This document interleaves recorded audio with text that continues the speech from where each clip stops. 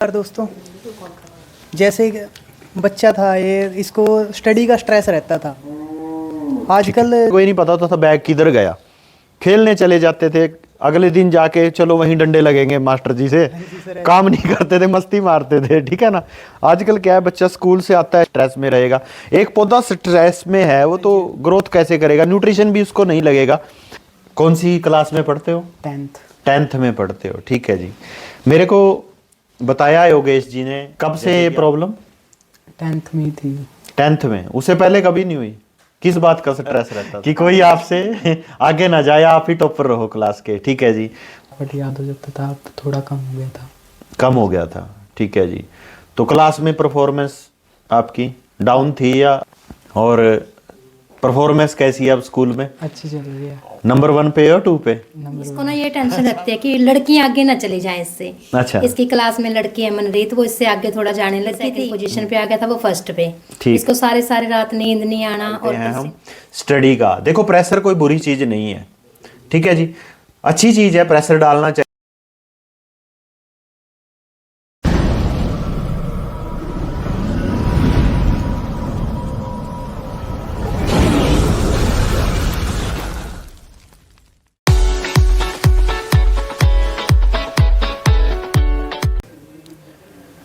नमस्कार साथियों, मैं रामकरण फिर से आपका स्वागत करता हूं पीएसए क्लब की तरफ से, प्रिज्म सक्सेस एकेडमी की तरफ से। आज हम एक घर में आए हैं, अम्बाड़ा डिस्ट्रिक्ट में ये गांव पड़ता है हमारा अद्दू माजरा। यहाँ पे एक रिज़ल्ट, बहुत शानदार रिज़ल्ट हमारे को आया है। जैसे आजकल बच्चे जो पढ़ते हैं तो कई बार क्या होता है, बच्चों को स्ट्रेस की प्रॉब्लम होने लग जाती है और स्ट्रेस की वजह से उनकी परफॉर्मेंस डाउन हो जाती है। तो ऐसे ही इस परिवार में, इस घर में एक बच्चा है जिसको ये प्रॉब्लम थी और उसको रिज़ल्ट आया है। तो ज़्यादा ना बोलते हुए चलते हैं उस बच्चे के पास, उससे बातचीत करते हैं, क्या प्रॉब्लम थी, क्या दिक्कत थी उसको। और हमारे जो लीडर हैं जिन्होंने उनको गाइड किया था, योगेश जी हैं। तो योगेश जी आइए प्लीज़। नमस्कार सर। नमस्कार जी, और कैसे हैं? सर? बहुत बढ़िया जी, बहुत बढ़िया। ये योगेश जी हैं, नमस्कार जी। हमारे वेलनेस एडवाइज़र और डीटीसी हो आप, है ना? हाँ जी सर। हाँ, डीटीसी रैंक पे हैं, डिस्ट्रिक्ट टीम कोऑर्डिनेटर हैं। इन्होंने उस बच्चे को ट्रीट किया था।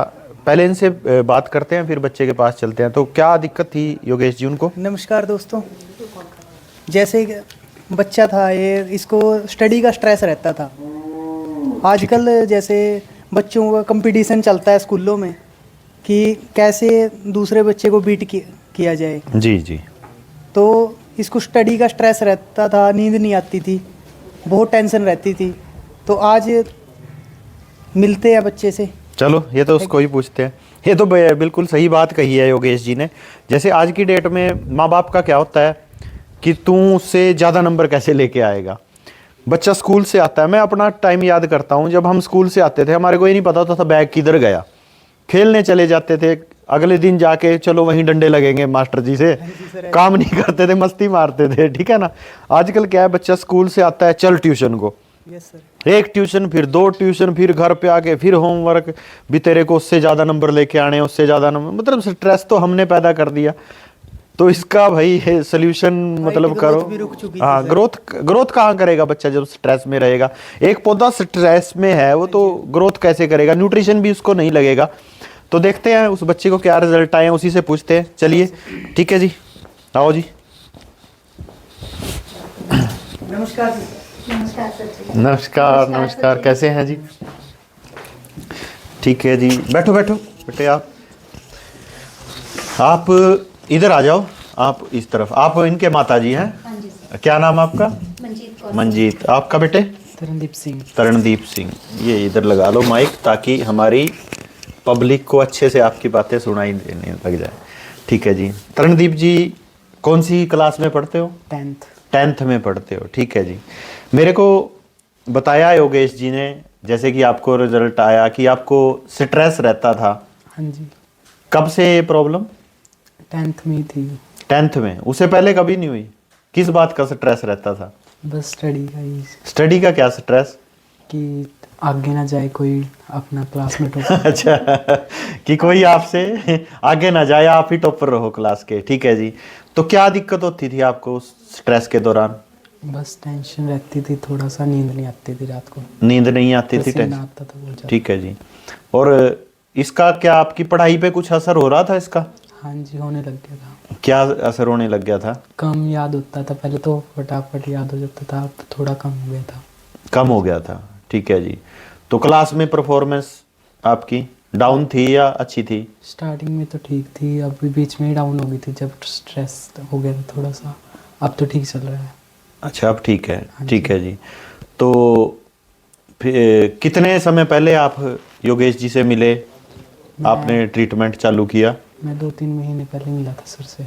2-3 महीने पहले, हाँ जी। ठीक है जी।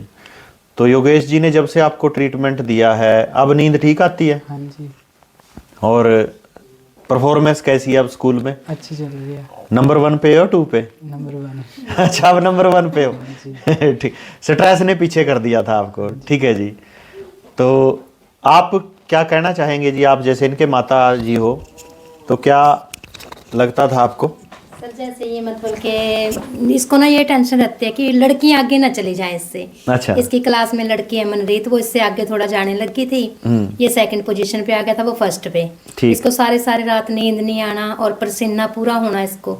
फिर एक दिन मेरे सर कैंप लगाने आए थे रात वहाँ को पे। मतलब पसीना आ जाता था हाँ जी इनको? सर, बहुत पसीना आता था इसको अच्छा अच्छा अच्छा। और नींद भी नहीं आती थी। अब तो कोई ऐसी प्रॉब्लम नहीं? नहीं सर, अब नहीं है। मतलब जब से हाँ जी, ये आयुर्वेदा का ट्रीटमेंट चालू हाँ किया जी तो सर। तब से ठीक है? तब से ठीक है सर। ठीक है जी। तो जितने भी मेरे भाई बहन दर्शक सब सुन रहे हैं, ये प्रॉब्लम हो सकता है आपके परिवार में भी हो, आपके आसपास हो किसी परिवार में। क्योंकि होता क्या है, बच्चों पे इतना प्रेशर डालते हैं, इतना प्रेशर डालते हैं हम स्टडी का। देखो, प्रेशर कोई बुरी चीज़ नहीं है, ठीक है जी, अच्छी चीज़ है, प्रेशर डालना चाहिए, पढ़ना चाहिए, हमारे को कंपटीशन की भावना भी अपने अंदर रखनी चाहिए।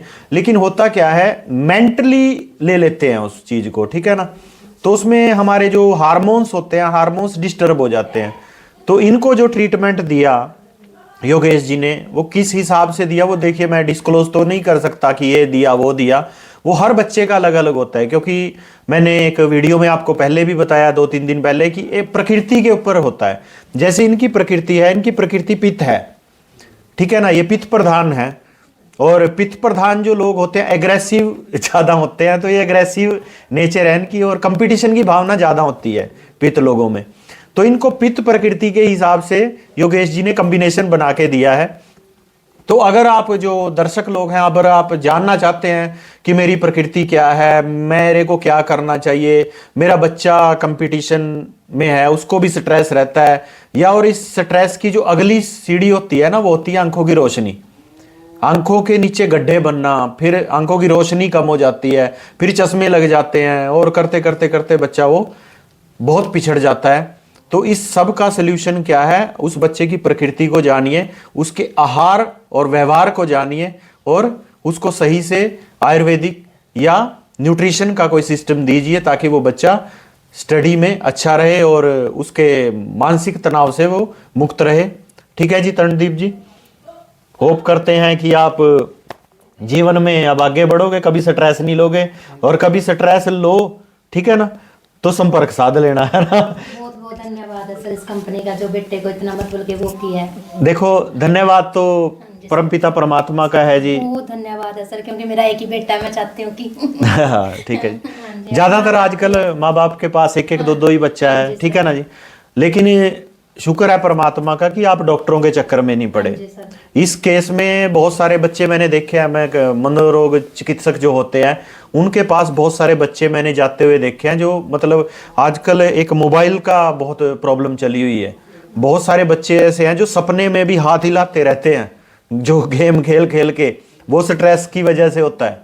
उसका निवारण भी प्रकृति में छुपा हुआ है। फिर उसको जाके अगर मनोचिकित्सक के पास चले गए ना, डॉक्टर के पास, उसने जो दवाइयाँ स्टार्ट करनी है ना, वो जो मेडिसिन होती हैं उसमें नशा होता है, और वो नशे की आदत बच्चे को डल जाती है उन दवाइयों से। और फिर बहुत सारे बच्चे मैंने डाइवर्ट होते देखे हैं, जो माँ बाप का कहना नहीं मानते, और जब बड़े होते हैं तो वो नशों की लत में पड़ जाते हैं।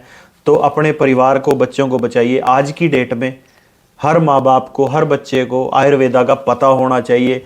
अगर मैं कोई चीज़ बताऊँ ना जी, सबसे ज़रूरी चीज़ है एक बच्चे के नाम के बाद ना उसकी प्रकृति बहुत जरूरी है, उसकी प्रकृति मालूम होना बहुत जरूरी है कि मेरा बच्चा वात प्रधान है, पित्त प्रधान है या कफ प्रधान है।